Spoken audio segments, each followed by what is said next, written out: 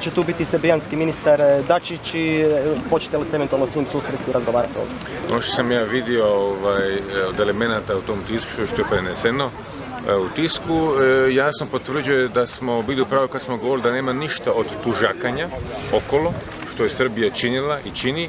Treba se uhvatiti posla, treba svoje obveze izvršavati i treba se držati principa, načela dobro susjedske suradnje. Znači, ako se želi prema Europskoj uniji napredovati, što mi kao zemlja članica Europske unije i kao susjed Srbije i želimo, očekujemo od Srbije, znači treba svoje obveze izvršavati. Na taj način će Srbija moći napredovati prema Europskoj uniji, a sigurno ne pismima i nekakvim diplomatskim akcijama koje su zaista osuđene na neuspjeh, na propast.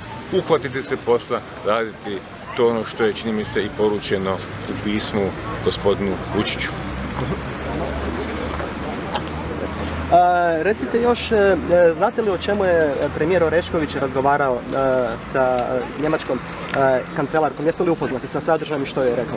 Pa mi smo se vidjeli jučer i na sjednici vlade i čuli smo se prije toga. Koliko ja znam, on je rekao, to je javno rekao, da će o tome izvijestiti gospođu predsjednicu Republike. To su bile neformalne konzultacije njemačke kancelarke sa hrvatskim predsjednikom vlade, sa predsjednikom vlade Bugarske i predsjednikom vlade kancelarom Austrije. Znači, razmjena mišljenja o tome kako nastaviti s Europskom unijom nakon referenduma i izlaska Velike Britanije iz Europske unije. Je li bilo riječ o migrantima? Je li premijer spomenuo da Hrvatska ne može prihvatiti velik broj migranata? Ja nisam o tome specifično razgovarao, mogu samo reći da je naš stav da Hrvatska nije zemlja useljeništva. Hrvatska može biti samo zemlja tranzit. Mi smo to u prošlosti i pokazali, mi smo vrlo efikasno surađivali sa kolegama u Austriji, u Sloveniji, u Srbiji i Makedoniji. Mi ćemo opet, ako bude bilo potrebe, tu suradnju oživjeti. Pokazali smo se uspješnima, pokazali smo se humanima, a sigurno nećemo biti zemlja useljeništva. Ministre, još samo ovo, dakle sve su zemlje spremne u slučaju novog vala, Mađarska diže još jednu žicu. Što će Hrvatska napraviti ukoliko dođe do novog izbjegličkog vala? Pa Hrvatska jest spremna, mi motrimo razvoj situacije i mi ćemo biti spremni ukoliko dođe do novog vala, nemamo ni pretjerivati.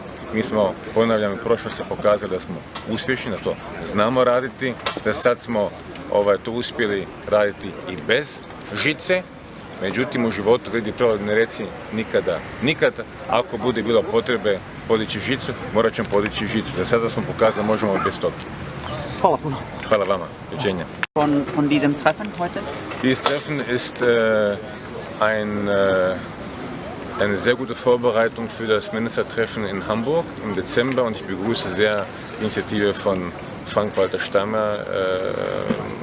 Ich glaube, es ist der richtige Weg, Effizienz zu zeigen innerhalb der OSCE. Dankeschön. I još jedno samo, gospodine Kovač, kakav je položaj Hrvatske danas u OSCE-u? Pa Hrvatska je vrlo konstruktivna članica OSS-a i mi ćemo sa svoje strane nastaviti pridonositi jačanju sigurnosti i suradnje u Europi, posebno na planu suradnje u jugoistočnoj Europi, ali isto tako na području srednje Europe. Da li imaju neka konkretna pitanja koja ćete vi danas postaviti? Ja ću reći nekoliko stvari, ja ću o tome izvijestiti poslije, tako da samo sebi ne skačemo u usta. Hvala vam lijepo.